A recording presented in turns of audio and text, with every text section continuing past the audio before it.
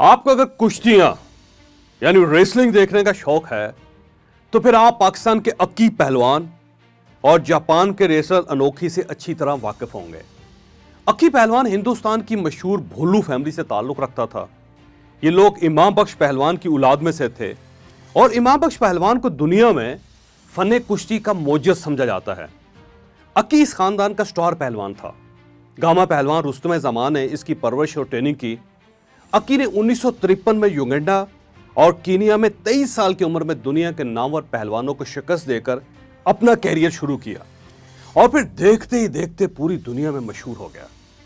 इसने world champion मोहनदार Singh को शिकस्त देकर बबर शेर का खिताब हासिल किया और 1965 में नेशनल स्टेडियम कराची में इंडिया के पहलवान हरदाम सिंह को हराकर रुस्तम जमां का टाइटल ले लिया। ये जवानी में अफ्रीका के दो पहलवानों से कुश्ती लड़ता था। लोग इसकी इस लड़ाई की वजह से इसे डबल डेकर कहते थे। उस जमाने में पूरे बड़े सगीर में उसके पाए का कोई पहलवान नहीं होता था। मैं आपको यहां पे अनोखी पहलवान के बारे में भी बताता चलूं। अनोखी जापान का सबसे बड़ा पहलवान था। इसने फ्री स्टाइल कुश्ती और मार्शल आर्ट सीखा। 1960 में 17 साल की उम्र में प्रोफेशनल रेसलिंग शुरू की और फिर कमाल कर दिया। ये यूरोप, अफ्रीका और इंडिया के पहलवानों को हराकर 1976 में वर्ल्ड चैंपियन बन गया। अक्की पहलवान ने अनोखी को चैलेंज कर दिया। मुकाबला तय हो गया। ये नेशनल स्टेडियम कराची में उस जमाने की सबसे बड़ी कुश्ती थी। 50,000 लोग स्टेडियम पहुंच गए। दुनिया जहान के टेलीविजन चैनल्स ने लाइव ट्रांसमिशन शुरू कर दी। ये दो नाकाबिले तस्कीर पहलवानों का मुकाबला था। मुकाबला शुरू हुआ, 2 राउंड्स तक बराबर रहा, लेकिन तीसरे राउंड में अनोखी ने अक्की को चिकन विंग आर्म लॉक लगा दिया। यह पहलवानी का खौफनाक तरीन दाव होता है। इस दाव में हमलावर पहलवान दूसरे पहलवान को सर, चेहरे, ठोड़ी और कंधे से जकड़ लेता है। नीचे वाला पहलवान ज्यों ज्यों निकलने की कोशिश करता है, ऊपर वाला पहलवान तो उसे खींचना शुरू कर देता है। इस खींचातानी में अमूमन नीचे वाले पहलवान का कोई ना कोई उज़व ढीला हो जाता है। कुश्ती की तारीख में आज तक बहुत कम पहलवान इस दाव से निकल सके हैं। बहरहाल किस्सा मुख्तसर, अक्की पहलवान अनोखी के नीचे से निकलने की कोशिश करता रहा, लेकिन वो नाकाम हो गया। अनोखी ने एक झटका देकर अक्की का बायां कंधा उखाड़ दिया। अक्की ने हार ना मानी, ये कोशिश करता रहा, लेकिन रेफरी ने अनोखी को फातेह करार दे दिया। अनोखी ये कुश्ती जीत गया। इस जीत के साथ ही अक्की का कैरियर हमेशा के लिए खत्म हो गया।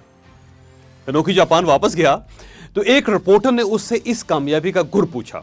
मैं बात आगे बढ़ाने से पहले आपसे एक रिक्वेस्ट करना चाहता हूं कि आपने अगर अभी तक हमारा channel Mind Changer by Javed Chaudhary subscribe नहीं किया तो आपको अभी अपनी स्क्रीन पर सुर्ख रंग का एक निशान नजर आ रहा है। ये आप इसे भी टच कर दें और आपके कोने में ये घंटी का ये जो निशान नजर आ रहा है आप इसे भी प्रेस कर दें।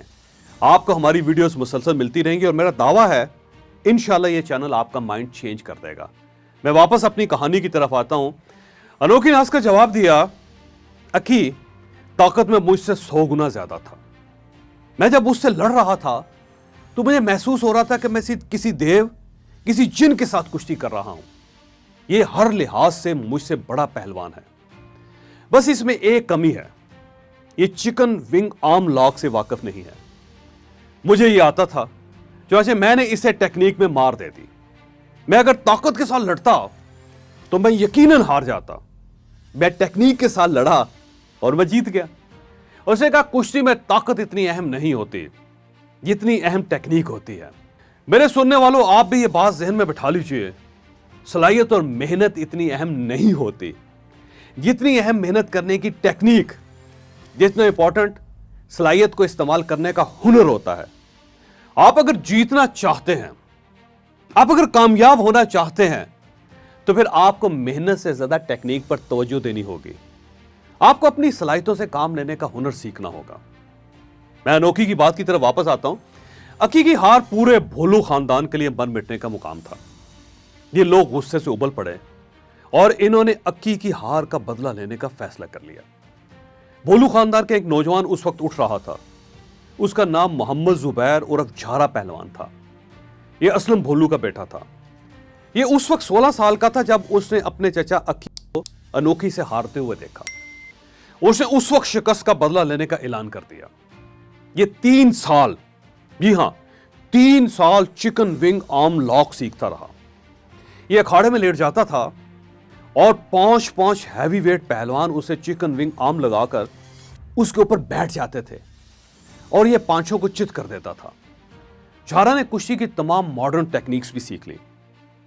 ये जब पूरी तरह बाएतमाद हो गया तो इसने कजाफी स्टेडियम लाहौर में अनोखी को मुकाबले की दावत दे दी। यह उस जमाने की महंगी तरीन कुश्ती थी। टिकट की कीमत 100 रुपए थी। 100 रुपए उस जमाने में आज के 50,000 रुपए के बराबर होते थे। कुश्ती शुरू हो गई, 5 राउंड्स मुकम्मल हो गए, लेकिन अनोखी झारा को शिकस्त न दे सका। मुकाबला बराबर रहा, लेकिन ऐलान से ऐन पहले अनोखी खुद आगे बढ़ा और उसने खुद झारा का हाथ उठाकर अपनी शिकस्त तस्लीम कर ली। भोलू खानदान ने अक्की का बदला ले लिया। अनोखी हार कर वापस जापान चला गया। रिपोर्टर ने इस बार भी इससे इसकी शिकस्त के बारे में पूछा। अनोखी ने मुस्कुराकर जवाब दिया, मैं आपको चंद साल बाद अपनी इस शिकस्त की वजह बताऊंगा। अनोखी ने दुनिया को यह वजह बताई, लेकिन 12 साल बाद बताई। झारा पहलवान 30 साल की उम्र में हार्ट अटैक से इंतकाल कर गया।